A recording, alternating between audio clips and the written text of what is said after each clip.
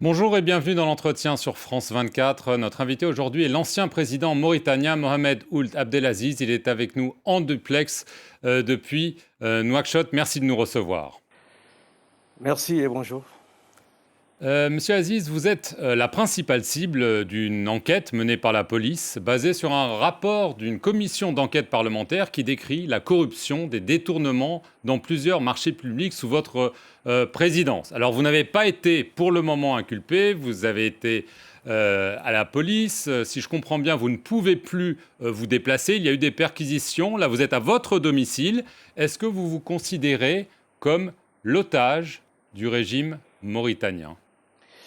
Effectivement, comme vous le dites, je suis la principale cible avec deux de mes proches de cette affaire qui, semble-t-il, viserait 317 personnes. 317 personnes. Et en tant que président, j'étais la seule cible avec mes deux proches, mon beau-fils et l'administrateur de la fondation de feu mon fils. Effectivement, c'est une affaire assez longue, assez complexe, qui a commencé avec, au début de ce qu'on a pu appeler la référence d'un parti politique que j'avais fondé en 2008. À mon retour, j'ai eu à visiter ce parti et il se trouve, je me suis retrouvé au sein de ce parti. Je me suis réuni avec les membres et le conseil qui gère ce parti, parce que le parti était dans une situation latente et d'attente. Et juste après cette visite, le problème a été soulevé au niveau de la présidence. Apparemment, ça n'a pas plu au régime en place. Et depuis lors, je subis des tracasseries non fondées, injustifiées depuis lors. Premièrement, ils ont, juste après cette visite, créé une commission d'enquête parlementaire dont les membres sont essentiellement des proches du régime, notamment du président en personne, et des personnes qui étaient dans l'opposition. Donc l'objectif était de m'inculper. Finalement, après, cette commission a fait un rapport dans lequel ils sont supposés impliquer plus de 317 personnes, dont des ministres, des premiers ministres, des directeurs d'établissements. Et depuis lors, je suis poursuivi, je suis pourchassé, je suis empêché de bouger, j'ai même été arrêté pendant 7 jours, ainsi que mes deux proches dans des conditions extrêmement difficiles, qui ne répondent à aucune norme, alors que le soi-disant rapport censé impliquer 317 personnes, j'étais la seule avec mes deux à avoir été arrêté. Les 300 autres n'ont été interpellés que pour quelques heures ou quelques dizaines de minutes. Alors, est-ce que vous vous estimez victime d'une vendetta politique ? C'est une vendetta, ça ne peut être qu'une vendetta politique. Et c'est une violation flagrante de notre Constitution qui a fait que j'ai quitté le pouvoir au bout de 2 mandats. Et c'est la même Constitution qui a fait que nous avons un président qui a été élu à 52%. C'est une violation flagrante et c'est une instrumentalisation de notre justice, malheureusement. Nous ne sommes pas encore devant la justice directement, je suis en enquête préliminaire. Mais tous les abus ont été commis à mon égard. Qui est derrière cela ? Est-ce que c'est votre successeur, le président Mohamed Ould Razouani, qui a été longtemps votre bras droit ? Est-ce que c'est lui qui est derrière ? C'est le régime à la tête duquel se trouve effectivement mon successeur. Et ce sont ses collaborateurs. Ce sont des politiques aussi. Ce sont des politiques qui étaient opposés à mon pouvoir à l'époque, qu'il a su rapprocher. Et que ce que nous vivons actuellement dans notre pays, c'est une violation flagrante de la Constitution et de l'article 93. Et c'est un amalgame judiciaire aussi, On se sert de procédures qui sont irrégulières pour m'arrêter, pour me torturer moralement, pour m'empêcher pratiquement de vivre dans mon propre pays. Ce n'est que de la machination politique. Et après, le parti, quand ils ont récupéré le parti de manière illégale, de manière irrationnelle, de manière éhontée, j'ai voulu ressurgir ailleurs avec un autre parti. Ils ont fermé ce parti, ils l'ont dissous.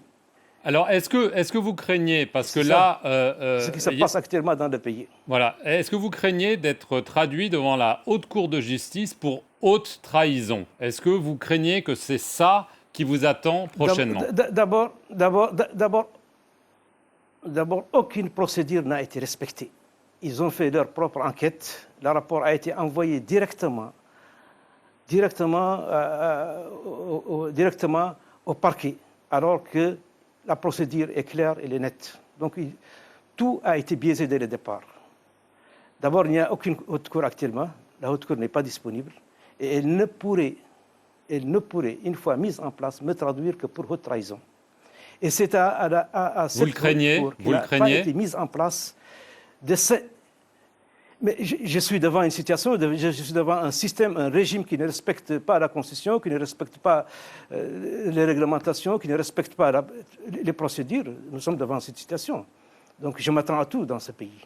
Mais est-ce que quand même les Mauritaniens n'ont pas le droit de savoir ce qui s'est passé sous votre mandat dans ce rapport que vous dénoncez?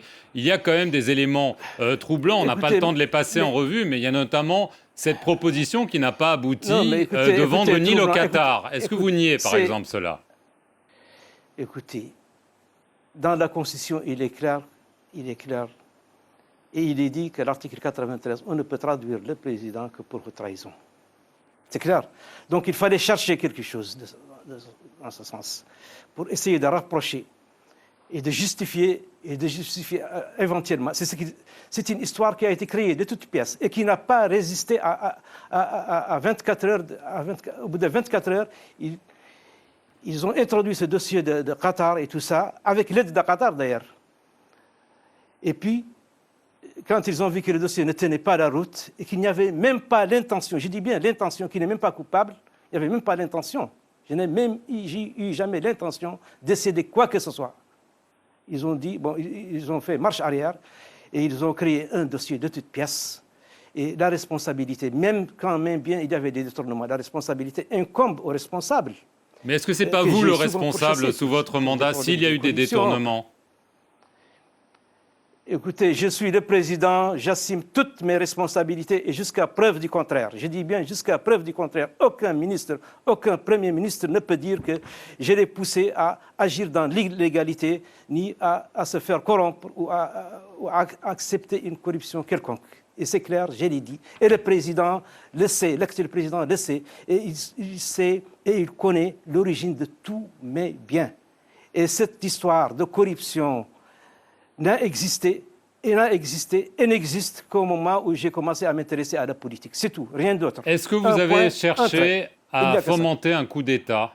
Il y a eu des rumeurs il y a quelques mois. Est-ce que c'est vrai? Et c'est peut-être la vraie raison. Écoutez, si j'avais... Mais j'avais la possibilité de faire un coup d'État constitutionnel avec mes 102 députés. Je l'ai refusé. Un troisième mandat. Je voulais rester au pouvoir au bout de 2 mandats. Je n'ai jamais voulu faire un 3e mandat. Donc, pourquoi alors ferais-je un coup d'État alors que j'avais la possibilité juridique de changer la Constitution avec l'appui de plus de 102 députés? Oui, mais c'était trop tard. Est-ce que vous n'avez pas essayé de déstabiliser par un coup d'État votre successeur? Non, ça n'a jamais... Oui ou non? Je n'ai jamais... Ce sont des faux dires, c'est des mensonges qui ne tiennent pas la route. Et lui-même, il le sait. Il le sait très bien. Et on n'a plus besoin de coup d'État en Mauritanie. Et je n'avais pas besoin de revenir au pouvoir. Est-ce que vous regrettez votre décision de justement, à la lumière de ce qui se passe en ce moment, vous avez dit, contrairement à d'autres, et on en parle beaucoup dans des pays comme la Côte d'Ivoire et la Guinée, vous n'avez pas voulu changer la Constitution pour faire un 3e mandat. Avec ce que vous dites subir en ce moment, est-ce que vous regrettez de ne pas avoir fait un 3e mandat? Est-ce que vous considérez que vous avez fait une erreur?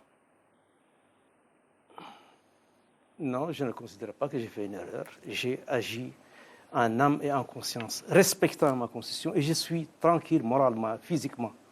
Donc je ne regrette strictement rien de tout. Malgré que certains de mes amis chefs d'État m'ont souvent demandé, ont insisté pour que je fasse le troisième, mais je l'ai refusé. Je respecte la Constitution et j'ai tenu à ce qu'il y ait, j'ai tenu à incruster la démocratie dans mon pays, malgré les dires des gens, malgré les sollicitations, malgré les politiques. Je n'ai jamais voulu d'un troisième mandat. Et un troisième mandat était à ma portée. La situation de mon pays était dans une situation excellente sur le plan stabilité, sur le plan sécurité, sur le plan économique. Dernière question, Monsieur le Président, parce qu'on n'a plus beaucoup de temps. Est-ce que vous considérez que Mohamed Ould Ghazouani vous a trahi? J'ai tenu à la stabilité de mon pays. Est-ce que vous considérez que votre successeur vous a trahi? Non, je n'ai pas cherché à savoir s'il a trahi ou non. J'ai agi en tant que président de la République, j'ai assumé mes 2 mandats, j'ai quitté le pouvoir. Son comportement, c'est son comportement, c'est à lui de se juger ou aux Mauritaniens de les juger. Ce n'est pas à moi de les juger. Je ne perdrai pas aussi mon temps à les juger. Est-ce que vous avez peur? Dernière question. Non, pas du tout, je n'ai pas de peur de quoi? De ce qui peut vous arriver? Non, je m'attends effectivement à tout parce que je suis dans un pays avec un système qui ne respecte pas la Constitution, qui ne respecte pas, mais en tout cas, je n'ai peur de rien, j'assume tout de toutes les façons. C'est une action éhontée qui est visible. On fait un dossier, on prépare le tout pour atteindre une seule personne et ses proches. Dans l'illégalité, aucune charge aujourd'hui ne pèse sur moi. Tous mes biens sont gelés.